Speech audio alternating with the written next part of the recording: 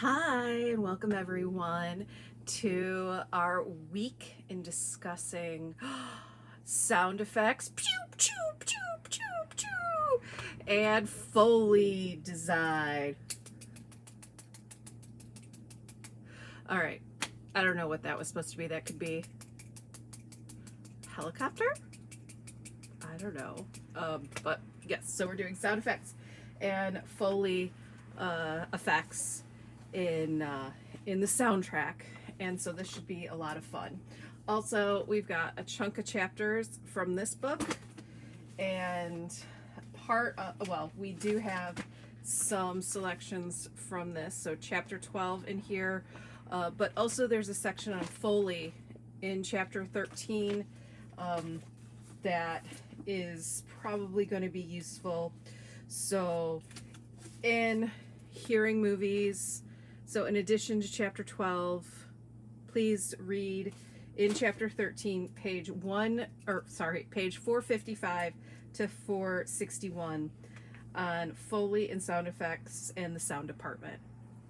So this will help, but it's not that long and it should be extremely helpful. And then the chapters in here 11, 12, and 13 discusses a lot about how sound effects and the sound design can create affect, or basically give you a visceral experience. And so these are one of the things that you can do with sound design, and especially sound effects. So I'm going to start off first with saying I need to rearrange the schedule. And so there will be some things that will be changing in terms of the schedule. So next week, because I haven't talked about it yet, next week we will be discussing the music and sound effects. Or sorry, we'll be talking about music and counterculture. So we will not be discussing your sound effects scene analysis because we haven't discussed that yet. So that is going to be separate. I will give you instructions for that and an instructional video for that too. But I just wanted to get you on track that we will be dealing with music and counterculture for week 5. Okay? And in the next day or two, well, during this week for instructions for the scene analysis assignment will be forthcoming. Okay, so jumping into our discussion today, we are talking about sound effects and Foley, and this is an exciting chapter this week because this is where you can use the sound effects and as a way to create different worlds.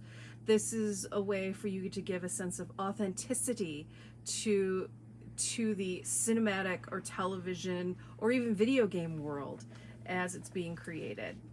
Now, in your textbook on hearing in the movies, they refer to sound effects as the initials SFX, and so you're going to see me using that. Also is referred to as just effects, or just simply FX, and also as noise. But as we've had in some of the articles, noise can be more than just noise as in a negative. This can be something that definitely gives you a sense of space, a sense of location, a sense of time, a sense of mood. Sound effects can create all of these things, and it can also give you different senses of meaning as well. Simply, sound effects is any sound other than music and speech. And it can be things, sounds that are coming out of the mouth or human noises. It can be mouth sounds. And I guess I know quite a few people that are disturbed by the word moist. But you do have an article that discusses now, the moist sounds. in effects, and some of them are the mouth sounds, like, maybe I should get a little closer. I won't, but some people have really loud mouth sounds. So these are things that, other than speech and music, sound effects, it's everything else. Sometimes you can refer to sound effects is sometimes referred to as ambient sound. So this is where we create an environment. So it's environmental sound, environmental noise. So these are background sounds that are appropriate to the physical space. So if you're recreating, in one of those things where I guess you probably really need to turn it up, but if you were doing anything that is to depict where, where this is being recorded, if we faked this and recorded it somewhere else in order to give this sense of authenticity to my space, you would have to have the sounds of, right now, the insects and their noise, the occasional background noise of vehicles driving by, and right now there is the hum of a AC unit outside, a central air unit. So these are all part of the things that are part of my sound, and maybe really subtly the sounds of the light fixtures in this room. So that's part of the ambient sounds. It's also just, birds, the sounds of crickets, as I already mentioned, the sounds of water. These are all to give you a sense of the environment. And then I do talk about in detail today, and we're going to have examples today of Foley.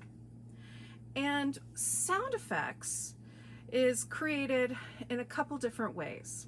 There is the sound effects library, and this is something where there is a library of various sounds. This is something that could be purchased. There is also a library of sounds that is captured by the sound designer.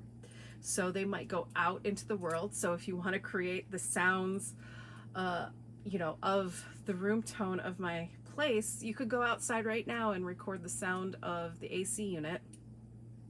You could go outside and record the sounds of the crickets and the other bugs. But it might be, you might have interference from the cars and people talking, and that sort of thing. So, and there are some sounds that are hard to recreate by just sticking a microphone near the sound source. And this is where Foley comes about. And Foley is sound effects that is usually very important to the characters or figures that are on screen. And this is created by a group of people utilizing a wide variety of techniques that is added to the soundtrack through looping.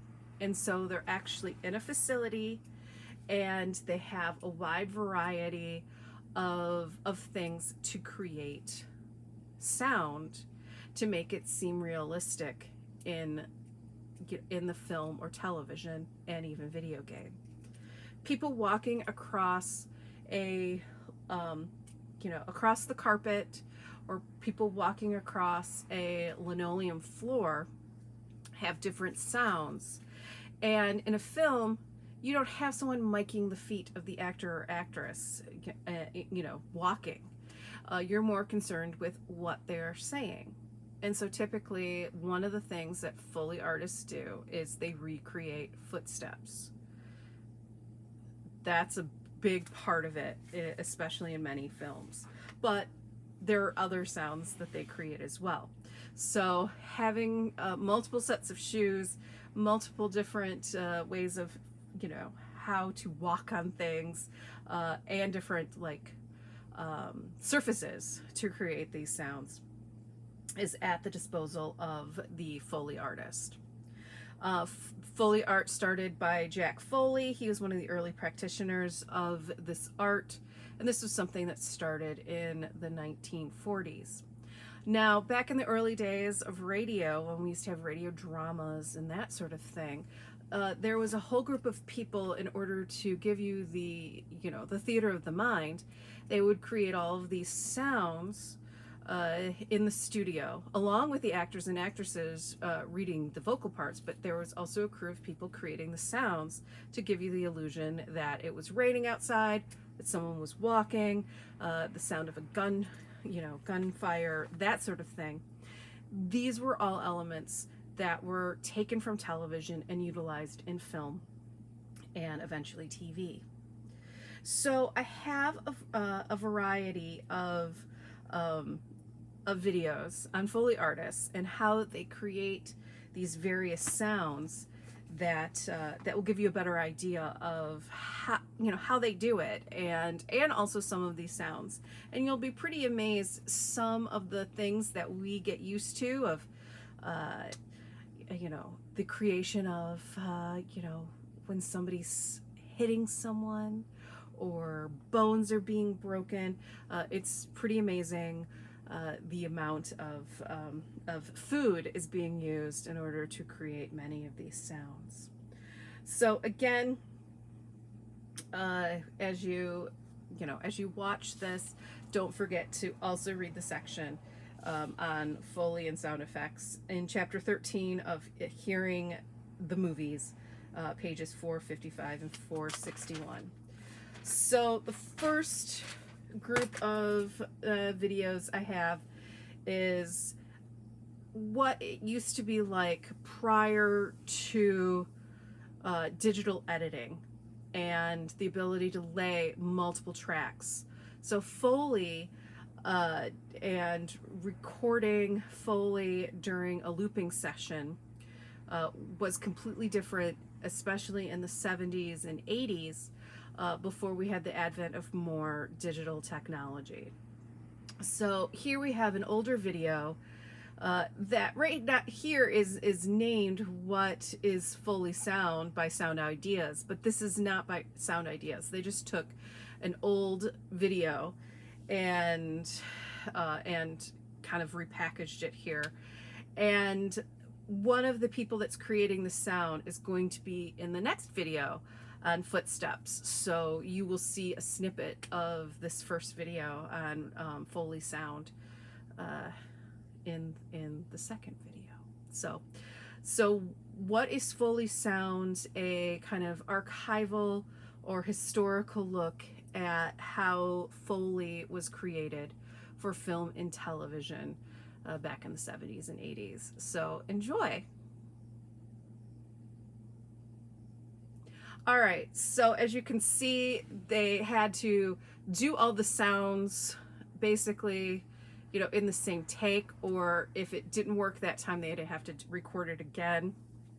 But notice how they had their whole sound effects kind of like toolkit all there in that studio, and then eventually they were able to lay down the full sound for that scene. Now, the next one that you have is a more contemporary video that is entitled Footsteps, a short documentary about a trio of Foley artists and how movie sounds are made. And the main guy that runs Footsteps is one of the gentlemen that is in the first video.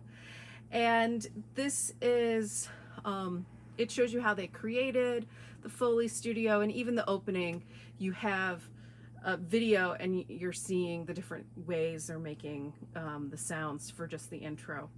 But they also give some examples of some of the films that they've created Foley sounds for, and it's a wide variety. And so this is one of those things. This is just a fascinating area, and well, enjoy this this documentary on Foley artists and the company called Footsteps. Did you see all those shoes? So yeah, as you could see, shoes are important, and also just all the different things in order to create the various sounds. And yes, even guys are wearing heels or sometimes the heels that you see on screen are not the same ones that make those sounds. So pretty neat, especially when you see something like from the latest Blade Runner, and how this is how the footsteps are made. Now, the next one I have is 10 surprising ways sounds are made. And so this is also a variety of Foley artists, and basically discussing how they make how they create a variety of different sounds. And so this is, everything from, making the viscera sounds of zombies and intestines, to even the sounds of what horses make. So we got a wide variety of ones, and also the various uses of chicken, and of course celery, but also apples. So check out the 10 surprising sounds that are made for the movies.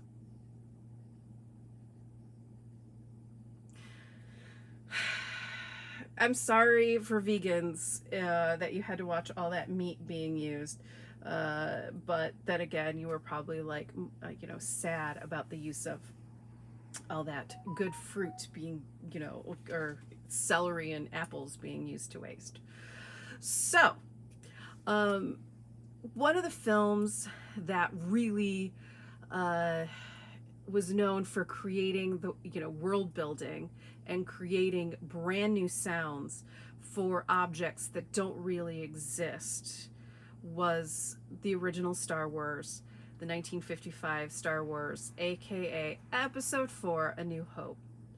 And so I have a fun video for you to watch, which is sound designer Ben Burt, and how he created the sounds of R2-D2, how he created the sounds of Darth Vader, and of course how he created the sounds of the lightsaber. And then after that, I have 2 videos that is R2-D2 and C-3PO, and then also a video on every lightsaber duel from Star Wars episodes 1 through 6. Now so I want you to watch the Ben Burt video and how he created these sounds. Then I want you to watch at least starting at 25 seconds in on the R2-D2 and C-3PO, when we really get to hear R2-D2 in episode 4, because the very first clip is from episode 1. But after the 25-second mark, we get into the original Star Wars. So this is where we first hear what Ben Burt was able to create in creating the sounds of R2-D2.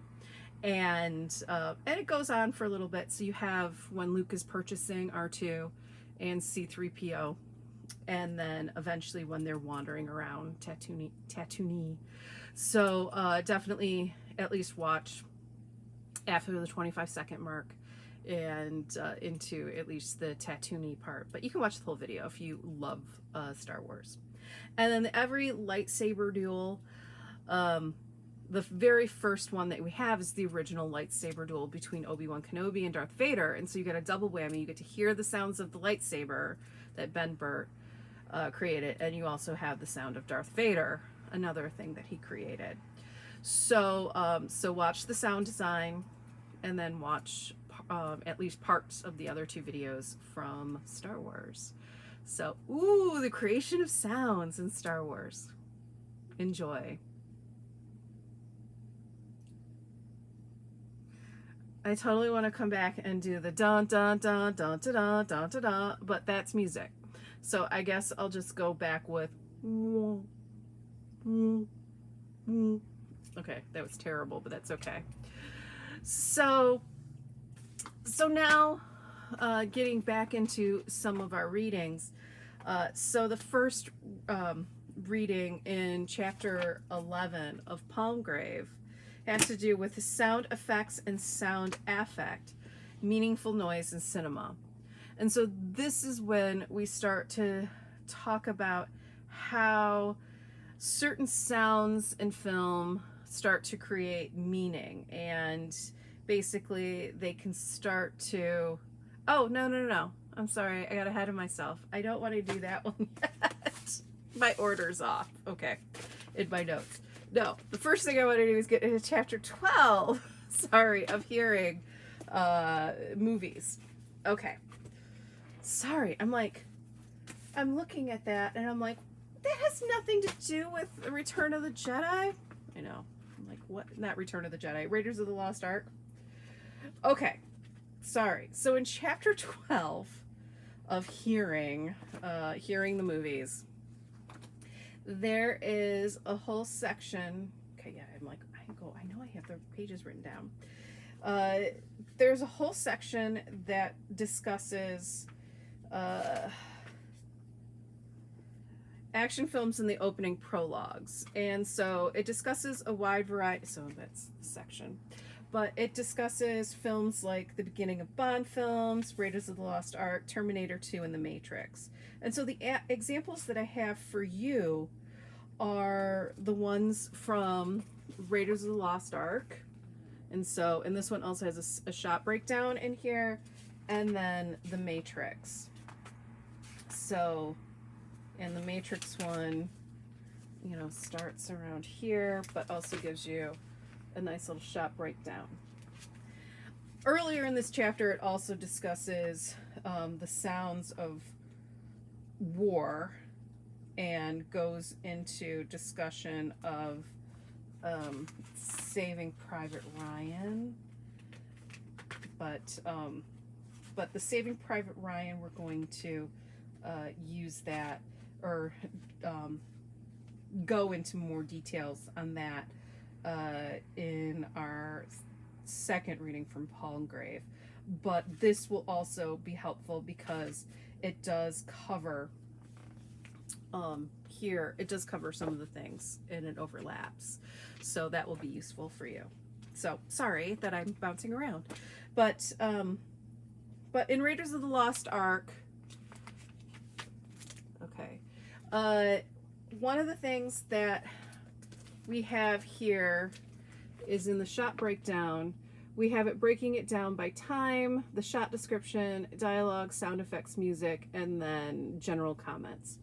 Now, this is a great breakdown on what's going on, and though a good chunk of this chapter is mostly talking about how the music is used in relationship to the dialogue, it is important to look at the use of sound effects.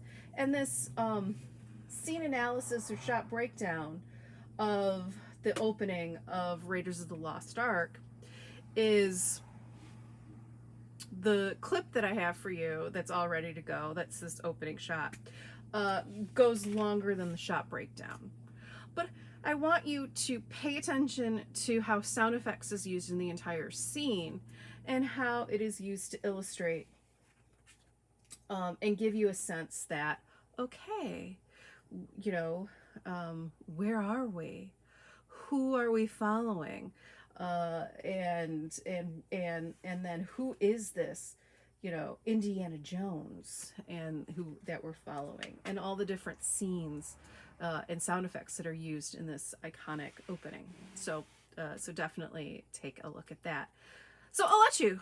Here you go. The opening scene of Raiders of the Lost Ark.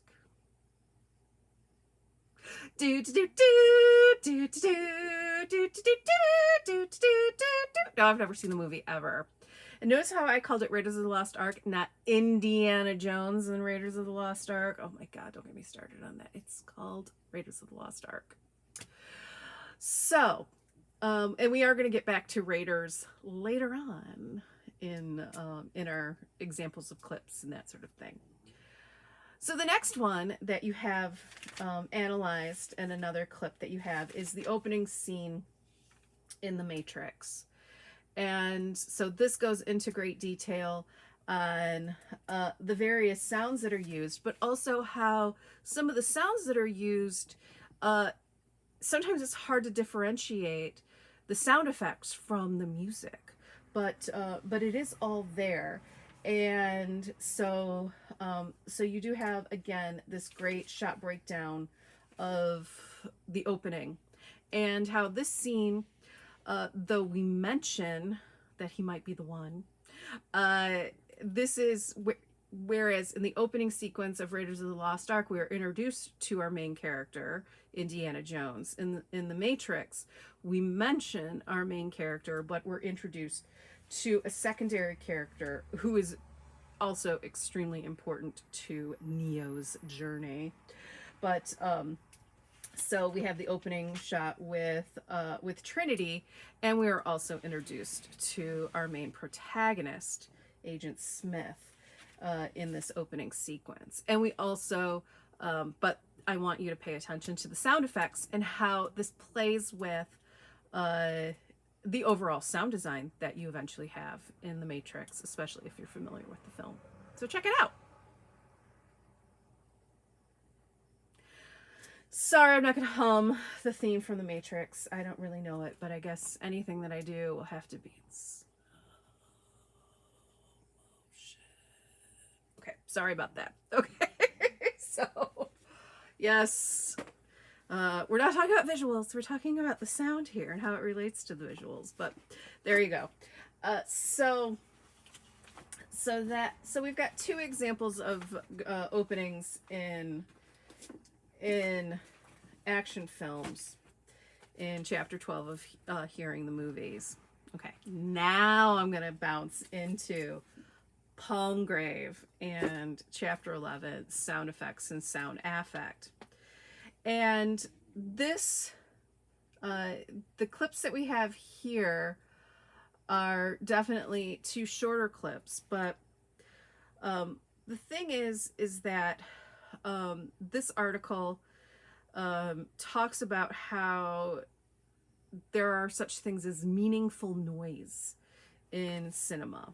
And basically, there are certain uses of sounds and sound effects that are able to give more meaning to within a film, and also contribute to the overall feel and narrative. But it starts off with a very important statement, and it's like every sound has meaning. Now, yeah, every sound that we hear, me going even to the things that I hear, there's the sound of the insects, and to me that's showing me their existence. And the sounds of the cars driving by in the distance. But those specific sounds for me right now, and it's evening on a Sunday night, and the meaning to those sounds to me is it's Sunday night, it's evening. The insects are louder because it's nighttime. The fact that I can hear some of these car sounds a little bit louder is because it's not as noisy everywhere else. It's a little bit more quieter, and so these sounds are louder. And my neighbors have turned off their AC, so I can no longer hear that anymore. So it must be cool enough that they no longer need the AC. So every sound has meaning, but we must think about film sound is constructed, television sound is constructed. Oh hell, baby, video sound is constructed. So you have to bring in certain sounds in order to make it not only create meaning, but also give it a sense of authenticity. And in the case of this article, a lot of times the use of sound effects is a way for it to ring true. And again, this whole idea of making it realistic or give it a sense of authenticity. But also, sound effects can and have the potential to trigger emotional responses from audience members or give it a sense of affect. So it's more than just sound effects. There is also a way that sound can affect audience members. And a couple of the examples that you have in your book is this use of double entendres of special effects as illustrated in 39 Steps and in Cat People. And the use of these two examples, these noises are made meaningful because not only do they jolt the audience's attention, they also signal the audience to the film's narrative and now attach new levels of intensity. So the two examples that we have from this essay is the 39 Steps and the train whistle scream. And so you have this scene where, and this is a very short clip, but how Alfred Hitchcock is able to replace what we normally expect from somebody's scream with the use of a train whistle. So check this out. It's sometimes these things are way cooler watching it and listening to it than reading it on paper. So check it out. So yeah, it was a very quick scene, but it's something that totally stood out to audience viewers as they were watching 39 Steps. And it's like, oh my gosh. And so it jolts the audience. It goes against their normal expectations. They expected a woman scream. They did not expect to hear the sound of a train whistle. Or, the sound of the steam coming out of the train. Then we have the scene from Cat People from 1942. And this scene is one where there's definitely a woman following another woman. And most of this is all in the use of sound design and sound effects. And the fact that you've got the footsteps of the various women, and how once the woman is feeling that she's being stalked or she's being followed, her pace changes. But the sound that becomes and gives us a sense of meaning, and also gives you this, jolts the audience and gives new levels of intensity, is when we hear the growling hiss of the panther, but then it's actually a bus and its brakes as it's approaching and stopping. But it gives you the sense of, who are these cat people, and are they following this woman? So it connects these two things, and it also plays with our expectations. We didn't expect to see, because before we see it, we hear this sound, and you expect to see a cat, a giant cat, or the woman that is following the other woman. And then instead we get a bus, and then the shocked look of the woman.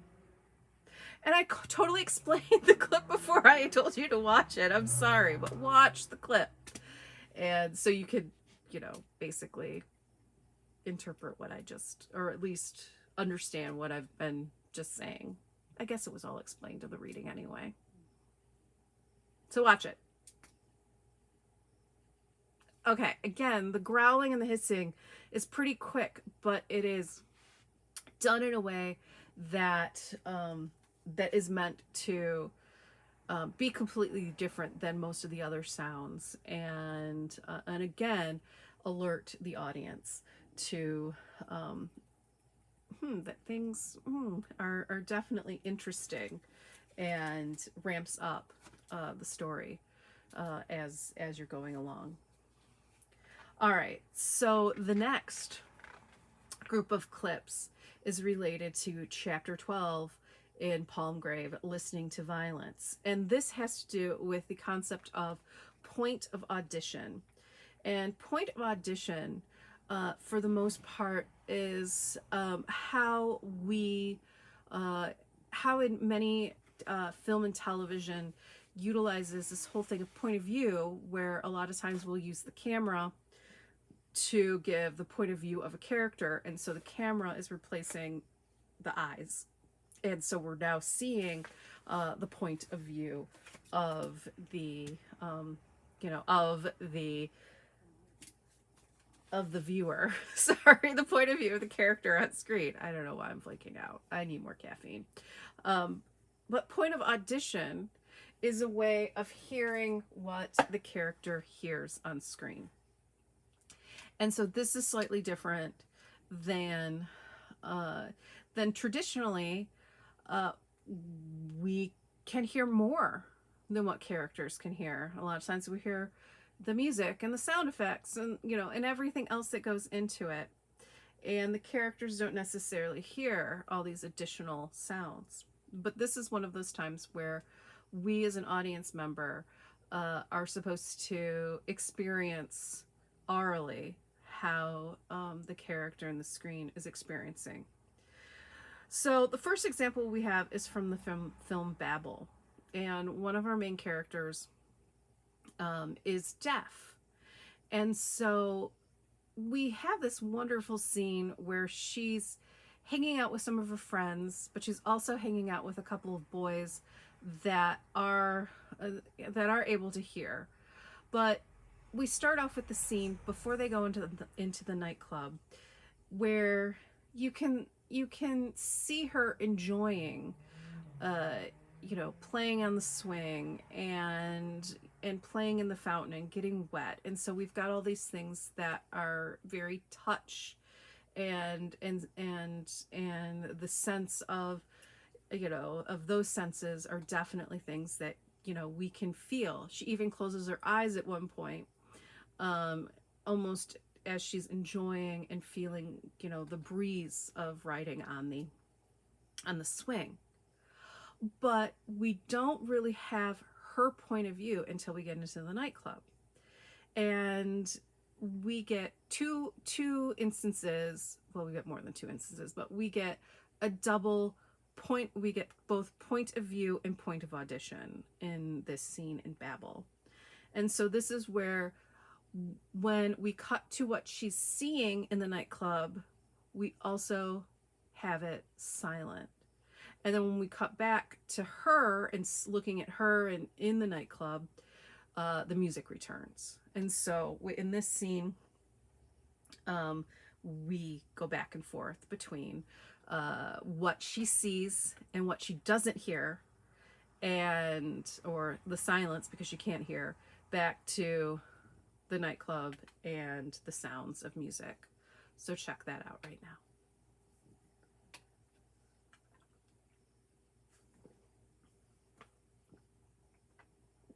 All right, so the next scene that we have also deals with point of audition, but this is where we start to have, or we start to talk about oral interpolation and rupture of hearing. And the thing is that when we start talking about point of audition, it pretty much really is a very specific perspective and a specific place.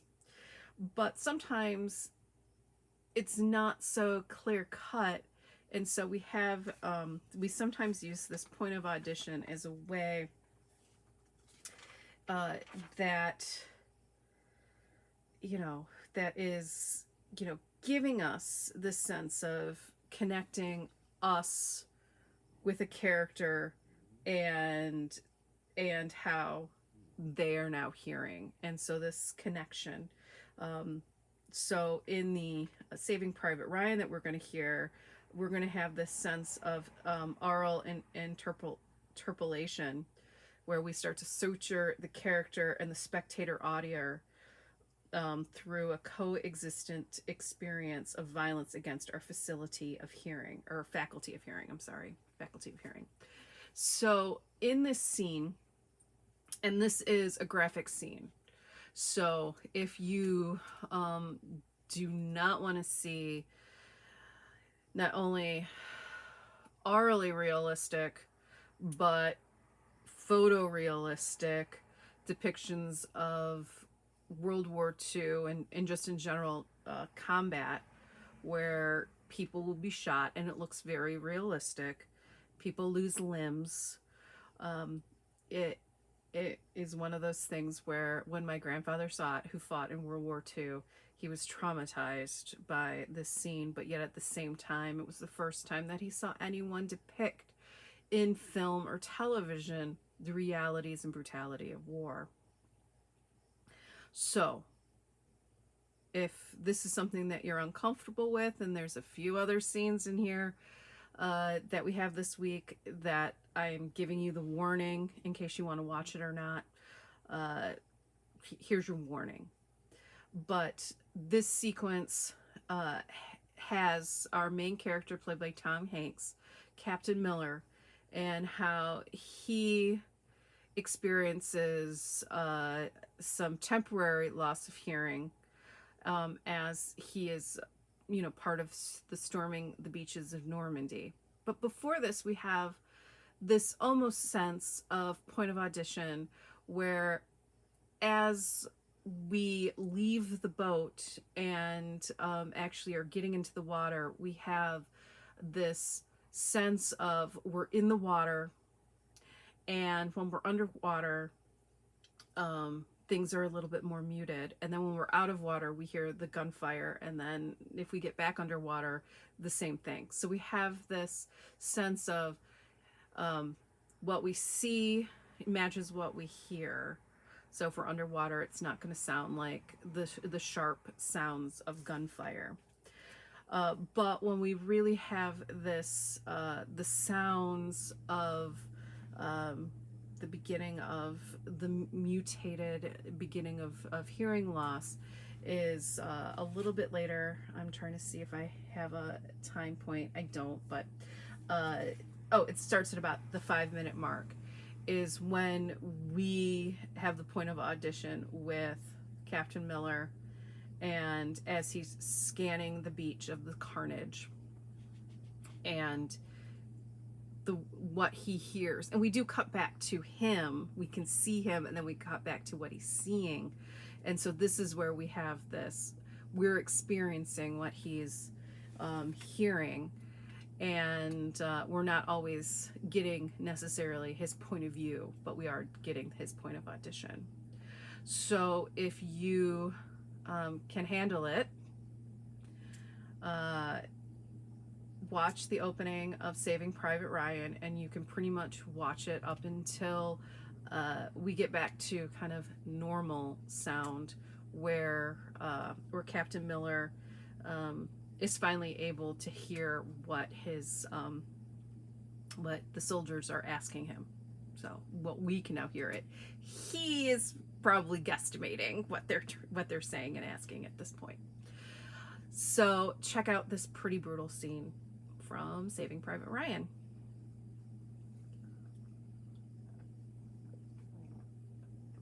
Okay, so if you watched this scene, yeah, it was pretty brutal.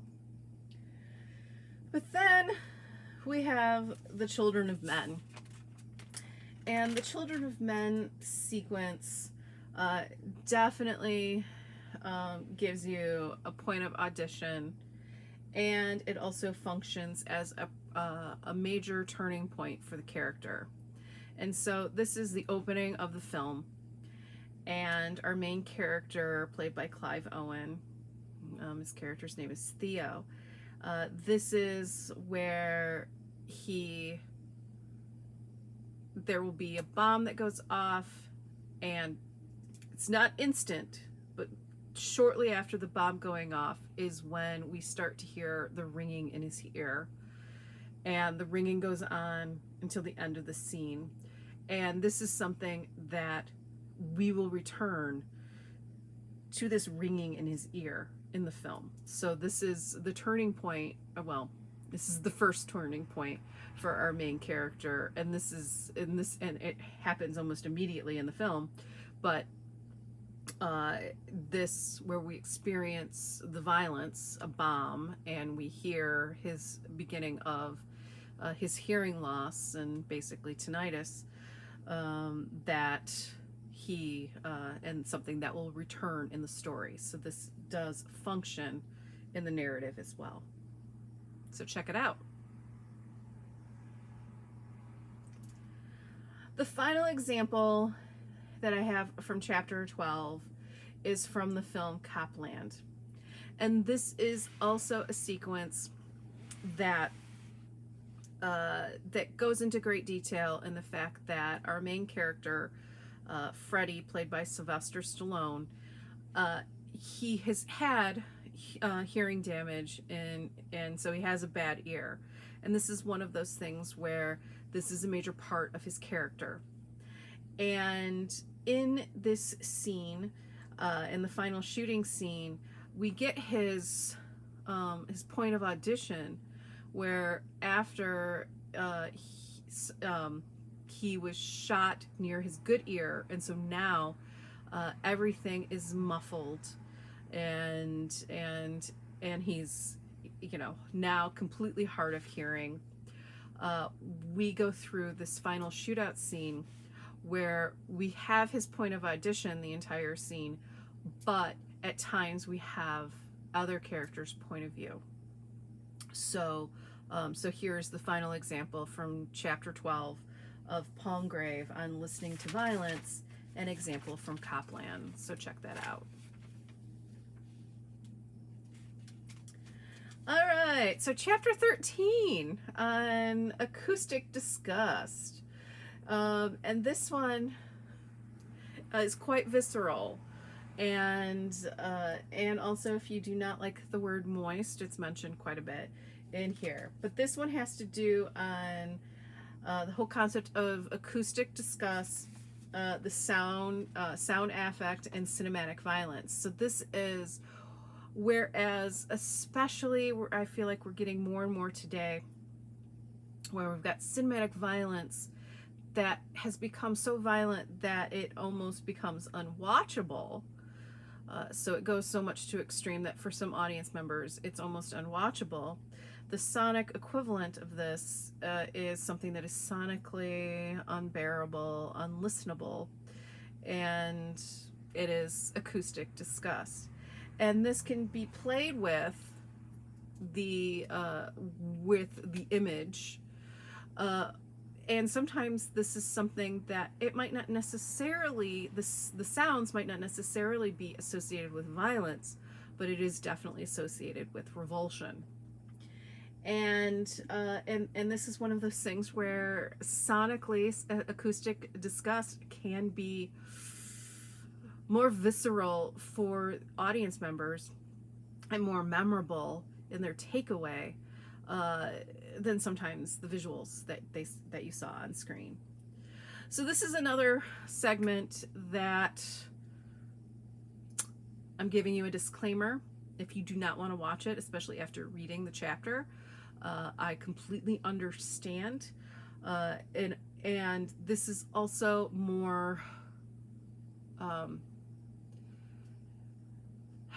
I guess I could say, it's also more jarring after such a beautiful moment between two characters, and then to switch in terms of, I mean, it was going to happen. You have the tension in the scene, and we have this brief pause before things get really ugly, and it gets ugly both visually and sonically. So this is from the film Drive. This is the elevator sequence.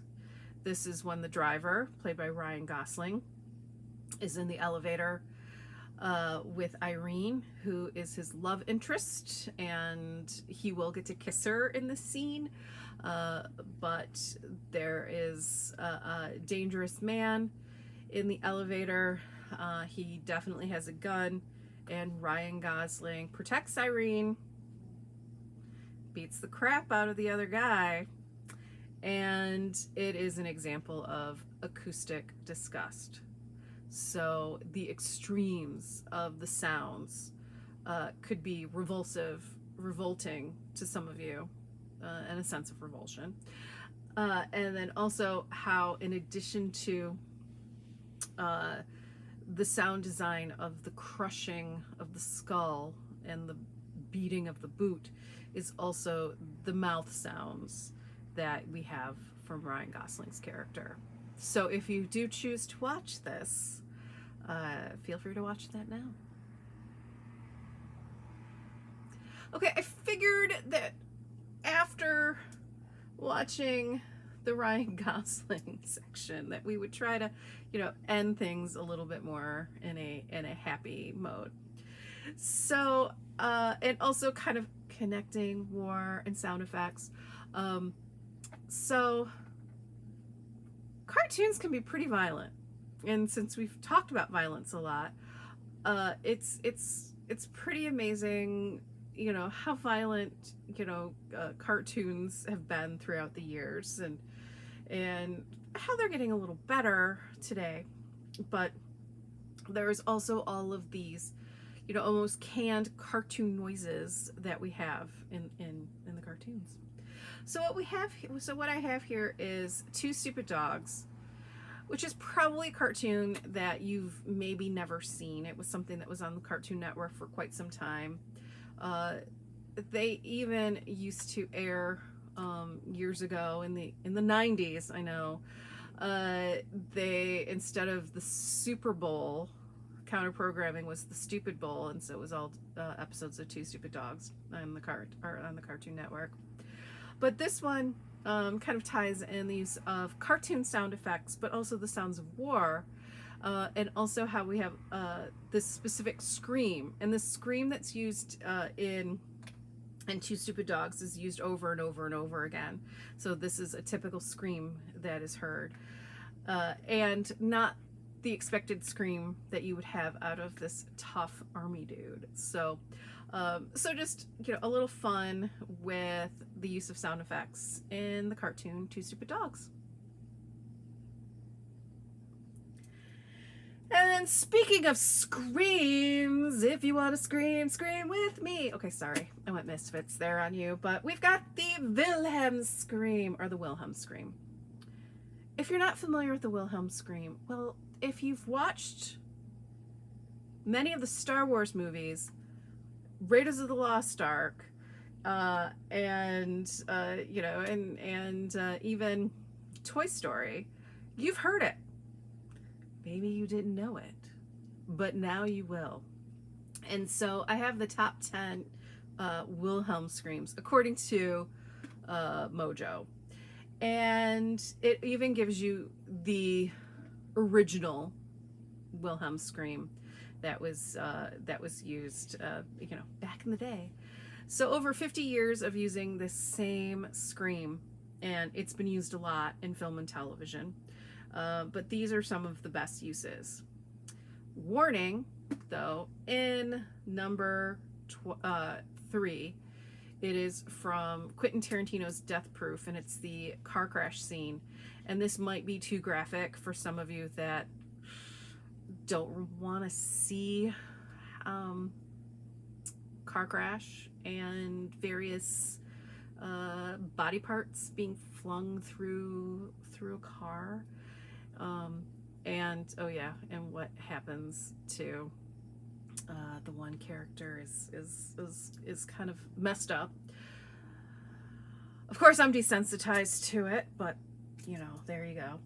So we have the top 10 Wilhelm screams. So if you don't want to list or watch the number 3, you can close your eyes. That's fine, because you definitely want to get to number 1, because number 1 is the one that brought it all back. I ruined the surprise in my description of this video, but check out the Wilhelm scream, and then I still have just one more thing to talk about before we're done with the lecture. So watch it. Ah! See? You've heard it before. I know you have. So there you go. All right. So the final thing is your discussion for this week. And this one is, you're going to pick a clip. Find a scene that, from maybe one of your favorite movies or favorite TV shows, but something that stands out to you based on sound effects. And so, and this should be something that's easily, that you can share it, usually via YouTube. So that's probably going to be your easy bet. So you're going to briefly describe it. I mean, you're going to read the whole instructions, but you're going to briefly describe it.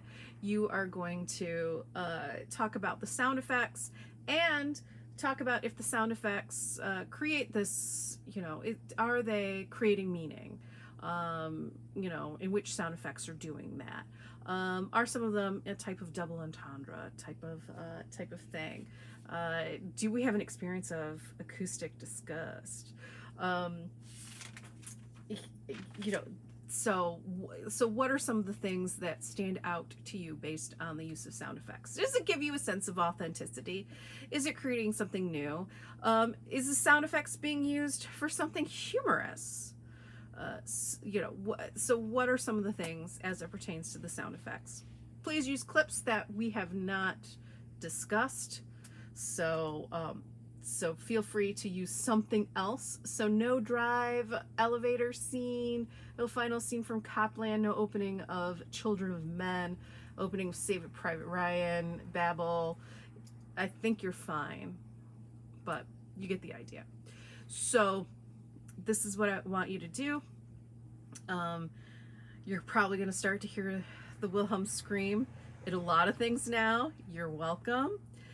Next week we're going to start talking about music. So next week is make sure you look at that, and I will have another video that will talk about the larger assignment that has to do with the scene analysis. So stay tuned for that. But have a good week and enjoy sound effects and Foley.